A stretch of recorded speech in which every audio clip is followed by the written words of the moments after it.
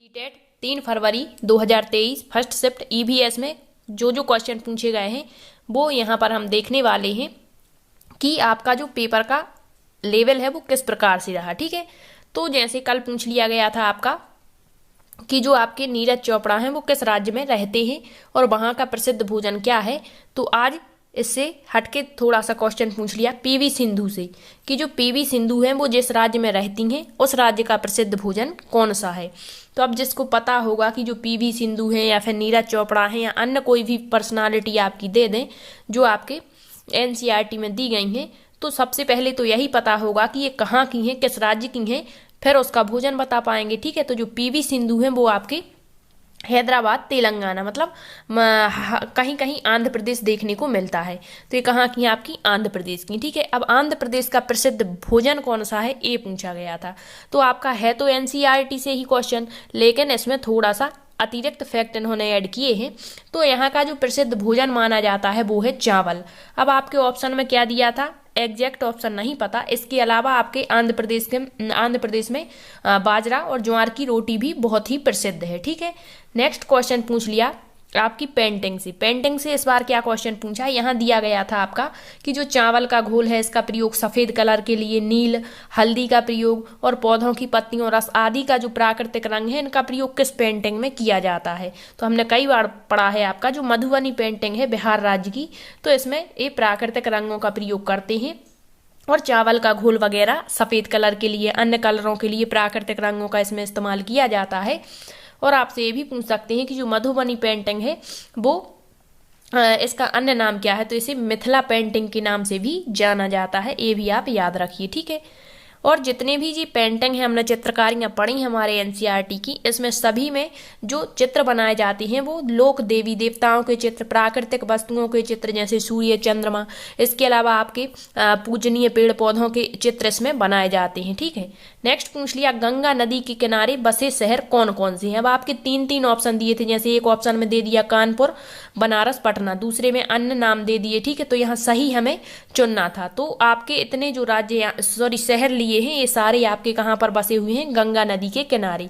तो कानपुर है इसमें आपका, इसके बाद आपका बनारस, पटना, हरिद्वार, प्रयागराज, कन्नौज, भागलपुर, इसके अलावा एक और है आपका फरक्का। तो इतने शहर जो हैं आपके कहाँ बसे हुए हैं, गंगा नदी के किनारे बसे हुए हैं।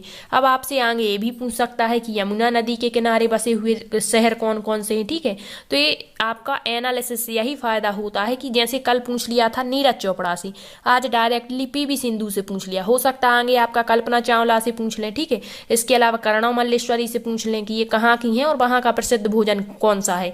या फिर ऐसा भी पूछ सकते हैं कि जो पीवी सिंधु है वो इस राज्य की हैं तो वहां पर किस प्रकार की आवास, तो किसी भी तरीके से जोड़ करके क्वेश्चन पूछ सकते हैं। तो याद रखिए आप। ठीक है सारा आपका एनसीईआरटी ही थोड़ा सा यहाँ पर डिफिकल्ट लेवल बनाया गया है। नेक्स्ट पूछा आपका, ऐसा दिया गया था समूह से अलग बताना था आपको। ठीक है, तो आपको कई बार बताया कि बीज में कौन कौन सी चीजें आती हैं, आपके तने कौन कौन से होते हैं, जड़ें कौन कौन सी हैं, पत्तियां कौन सी हैं। तो यहाँ अलग हमें चुनना था। तो यहाँ जो बीज है वो आपका गेहूं एक बीज होता है, सौंफ, इसके बाद आपकी जो काली मिर्च है, सारी चीजें क्या है आपकी बीज है। जिसने भी मैराथन क्लास नहीं देखी है एक बार जाकर देख लें, या शॉर्ट वीडियो में भी हमने बताया हुआ है कि कौन कौन सी चीजें बीज हैं, कौन से तना है, जड़ है आदि। ठीक, तो यहाँ गेहूं सौंप आपका बीज है, तो बिल्कुल सही दिया, हमें समूह से अलग बताना था। नेक्स्ट है तना में आपका आलू प्याज आ जाता है, इसके बाद हल्दी आ जाएगी। ठीक है, तो ये आपके क्या होते हैं, तने होते हैं, इनका तना खाते हैं। नेक्स्ट है जड़ में आपकी मूली गाजर हो गई। ठीक है, तो ये आपकी क्या होती हैं, जड़ें होती हैं। लेकिन यहाँ दिया है पत्तियां, तो क्या कद्दू और खीरा पत्तियां नहीं होती बल्कि आपकी ये सब्जियां होती हैं, जो गलत दिया है। और हमें यही बताना था कि इसका जो है अलग समूह से कौन सा है। तो पत्तियां आपकी यहाँ पर हो जाएगी, जैसे धनिया हो गई, ठीक है, पालक हो गई, मेथी, ये पत्तियां होती हैं। तो यही हमें बताना था कि कौन सा एक समूह से अलग है। तो राइट आंसर ऑप्शन डी हो जाएगा। नेक्स्ट क्वेश्चन है गेहूं के आटे से चपाती बनाने का सही क्रम क्या है। मतलब ये प्रीवियस ईयर क्वेश्चन ही है आपका। तो सबसे पहले यहाँ पर हमने केवल सही क्रम ही लिया हुआ है। आपका इधर उधर एक मतलब आपके जी ऑप्शन दिए होंगे और यहाँ इस तरीके से दिया होगा फर्स्ट फिर थर्ड इस तरीके से। ठीक है, तो हमने यहाँ पर डायरेक्टली सही ही क्रम लिया है। सबसे पहले क्या करते हैं, आटे को गूंथते हैं, मतलब आटा गूंथना। इसके बाद आटे की छोटी छोटी लोइयां बनाना, इसके बाद लोइयों को वेलना और वेल करके आग पर सेंकना। तो ये सही क्रम नाम होता है गेहूं के आटे से चपाती बनाने का। ठीक है, पिछली शिफ्टों में आपके क्वेश्चन पूछे जा चुके हैं कि गेहूं के आटे से बने हुए व्यंजन कौन कौन से हैं या कौन सा नहीं है। एक बार पूछा था आपका 28 तारीख में ही पूछा था कि चावल के आटे से बना हुआ व्यंजन कौन सा है, वहां दिया गया था इडली। ठीक है, और अन्य दिए गए थे। तो इस तरीके से भी आपके ये क्वेश्चन भोजन से पूछे जा रहे हैं। ठीक, नेक्स्ट यहाँ पर पूछ लिया कि इस तरीके से आपका ये दिया गया था सर्फ, छिपकली और कच्छप करके, और पूछा था कि इनमें क्या समानता होती है। अब 4 ऑप्शन दिए होंगे। ठीक है, तो इसमें जो समानता है ये सभी के सभी सरीसृप प्रजाति के जीव हैं। सरीसृप का मतलब क्या होता है, जो पृथ्वी पर रेंग करके चलते हैं। ठीक है, वो सरीसृप कहलाते हैं। इनकी एक समानता तो ये हो गई। दूसरी क्या होती है, तो दूसरी समानता होती है अंडयोज होते हैं। अंडयोज का मतलब अंडों को जन्म देते हैं। ठीक है, ये अंडयोज होते हैं, अंडों को जन्म देने वाले। अब इनकी विशेषता क्या होती जो अंडों को जन्म देते हैं, तो इनके ना तो हमें शरीर पर बाल दिखते हैं और ना ही इनके कान दिखाई देते हैं। तो एक ही विशेषता हो जाएगी। ठीक है, तो यही इसी तरीके से आपके ऑप्शन बना करके पूछा गया था। इसके अलावा जैसे यहाँ पर दे देते कि चमगादड़, तो चमगादड़ क्या है, आपकी एक स्तनधारी प्राणी है जो बच्चों को जन्म देती है। ठीक है, और अन्य स्तनधारी जैसे आपका मनुष्य हो गया, कुत्ता, बाघ, बिल्ली आदि, ये सभी स्तनधारी होते हैं। स्तनधारी मतलब जो बच्चों को जन्म देते हैं उन्हें जरायुज भी कहते हैं। क्या कहते हैं, जरायुज। ये आपको अंडयोज और जरायुज कई बार पढ़ा चुकी हैं। ठीक है, नेक्स्ट आपका क्वेश्चन पेंगुइन से पूछा गया। तो इसके एग्जैक्ट ऑप्शन नहीं पता, लेकिन इस तरीके से दिया था। पेंगुइन के बारे में 4 कथन दिए थे और वहां भी हमें असत्य कथन बताना था। तो पेंगुइन के बारे में हमने पढ़ रखा है। तो यहाँ पर हम देख लेते हैं एक बार कि जो पेंगुइन है यह एक ना उड़ने वाला पक्षी है, मतलब उड़ता नहीं है, लेकिन यह पानी में तैर सकता है। नेक्स्ट है, यह बर्फीले इलाकों में पाया जाता है। जो पेंगुइन है वो कहाँ पर देखने को मिलता है, बर्फीले इलाकों में, और बर्फ पर ही अंडे देता है। नर पेंगुइन अंडे की देखभाल करता है। और जो पेंगुइन पक्षी हैं यह समूहों में रहते हैं, मतलब समूह में पाए जाते हैं। जिस तरह से हमारे हाथी झुंड में रहते हैं, उसी तरह से हमारे जो पेंगुइन पक्षी हैं वो भी समूह में रहते हैं। यह एक मांसाहारी पक्षी है। मोस्ट इंपोर्टेंट, कैसा पक्षी है, एक मांसाहारी पक्षी है जो समुद्री मछली और छोटे छोटे से कंकड़ पत्थरों को भी खा लेता है। तो आपके मांसाहारी सर्वाहारी से भी क्वेश्चन पूछा जा चुका है पिछली शिफ्टों में। ठीक है, और मतलब ये भी दिया गया था कि किस मांसाहारी जानवरों के दांत कैसे होते हैं। ठीक है, मांस को चीरने फाड़ने के काम में आने वाले। ठीक, नेक्स्ट है, जो पेंगुइन है यह दक्षिण Africa, New Zealand, Antarctica, Argentina, Chile, Australia आदि देशों में पाया जाता है। इसके बाद 25 अप्रैल को आपका विश्व पेंगुइन दिवस मनाया जाता है। तो इतने फैक्ट पेंगुइन के बारे में आपको पहले बताए थे। अब यहाँ पर आपके ऑप्शन क्या थे वो करेक्ट नहीं पता, लेकिन पेंगुइन से आपका क्वेश्चन पूछा गया था। ठीक है, इसके बाद यात्रा नामक थीम से क्वेश्चन पेडागोजी में पूछा गया। ऐसा दिया गया था कि कोई व्यक्ति जो है, जो हमारा गोलकोंडा फोर्ट है, तो एक शिक्षिका है जो बच्चों को वहाँ की यात्रा मतलब भ्रमण पर ले जाती है। तो 4 ऑप्शन दिए थे, उसमें बताना था कि मतलब किस तरीके से वो सबसे अच्छे तरीके से इन बच्चों का सर्वेक्षण कर सकती है। तो इस तरीके से आपका थीम से यात्रा वाली क्वेश्चन पूछ लिया। इसके बाद आपके ब्लड रिलेशनशिप से भी क्वेश्चन पूछे गए हैं। ठीक है, इसके बाद आपके माउंटेन एरिया से क्वेश्चन पूछे गए। जैसे आपसे पूछ ले माउंटेन इलाका कौन सा है हमारा, तो लद्दाख, जम्मू कश्मीर साइड है। ठीक है, कोल्ड डेजर्ट जिसे कहते हैं, ठंडा रेगिस्तान।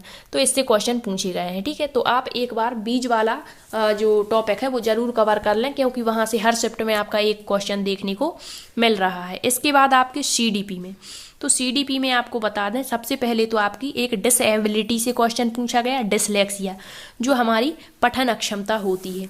इसके बाद जीन पियाजे से ओवरऑल सब्जेक्ट में मिलाकर के 4 क्वेश्चन पूछे गए। लॉरेंस कोहल वर्ग से 2 क्वेश्चन, आपकी रूढ़िबद्ध जो धारणाएं हैं उससे 2 क्वेश्चन पूछे गए हैं, मतलब जो जेंडर होता है। ठीक है, ब्लूम टैक्सोनॉमी से भी इस बार 2 क्वेश्चन देखने को मिले हैं। जो ब्लूम टैक्सोनॉमी है इन्होंने बताया था आपका क्रियात्मक पक्ष, भावात्मक पक्ष, ज्ञानात्मक पक्ष, तो इससे 2 क्वेश्चन मिले हैं। हार्वर्ड गार्डनर के बहुबुद्धि सिद्धांत से एक क्वेश्चन पूछा गया। ओवरऑल सब्जेक्ट में मिलाकर एनसीएफ 2005 से 2 से 3 क्वेश्चन पूछे गए। एनईपी से आपका क्वेश्चन पूछा गया। इसके बाद समावेशी शिक्षा से भी क्वेश्चन पूछा गया। तो आपकी जो सबसे आज इजी टॉपिक हम कहें या इजी सब्जेक्ट जो कहें वो सीडीपी ही है, और ये शुरू से ही इजी है, क्योंकि ये बच्चा मतलब जो बच्चे होते हैं बहुत ज़्यादा पढ़ते हैं और इसके आंसर आसानी से वो दे पाते हैं। ठीक है, आपका जो ईवीएस है इसमें थोड़े से घुमा करके क्वेश्चन पूछ रहे हैं एनसीईआरटी ही, लेकिन थोड़े से अतिरिक्त फैक्ट के साथ में यहाँ पर पूछ लेते हैं। ठीक है, इसके बाद आपके मैथ में, तो मैथ में फ्रैक्शन से 2 क्वेश्चन पूछे गए हैं, एक तो डेसिमल फ्रैक्शन को लेकर के और एक 3 मतलब फ्रैक्शन दी गई थी और वहां बताना था कि इसमें सबसे छोटी सबसे बड़ी फ्रैक्शन कौन सी होगी। ठीक है, इसके बाद आपके प्लेस वैल्यू से क्वेश्चन पूछे गए हैं, 2 क्वेश्चन पूछे हैं, 2 यहाँ पर नंबर दिए गए थे और वहां बताना था कि इनकी जो प्लेस वैल्यू होगी उनका डिफरेंट कितना है। इसके बाद आपके एवरेज से क्वेश्चन पूछा गया। इसके बाद विषम संख्या दी गई थी 3-4 संख्याएं और वहां बताना था कि कौन सी विषम संख्या नहीं है। इसके बाद आपके आयत से भी क्वेश्चन पूछा गया। इसके बाद आपका सममित रेखा, जैसे कह दिया एक्स है, वाई है या जेड है, तो इसमें बताना था कि मतलब अधिकतम सममित रेखाएं किस में होंगी। ठीक है, इसके बाद हिंदी में आपका गद्यांश पद्यांश पूछा गया और इसमें आपका एक विलोम शब्द पूछा गया, एक प्रत्यय से क्वेश्चन पूछा गया। विलोम में पूछा गया था सुबोध का विलोम क्या होगा। ठीक है, इसके बाद आपकी संस्कृत जो है उसमें थोड़ा सा जो आपका गद्यांश आता है वो पढ़ने में प्रॉब्लम होती है, क्योंकि स्क्रीन छोटी होती है और बार बार स्क्रॉल डाउन करना पड़ता है, इससे समस्या हो जाती है। ठीक है, तो ये सारे टॉपिक आज यहाँ पर पूछे गए हैं 3 फरवरी 2023 में। इसके बाद आपको बता दें कि एनालिसिस आप जरूर देखें, क्योंकि इससे आपको पता लग जाता है कि किस तरीके से और किस किस नए टॉपिक को यहाँ पर ऐड किया जा रहा है।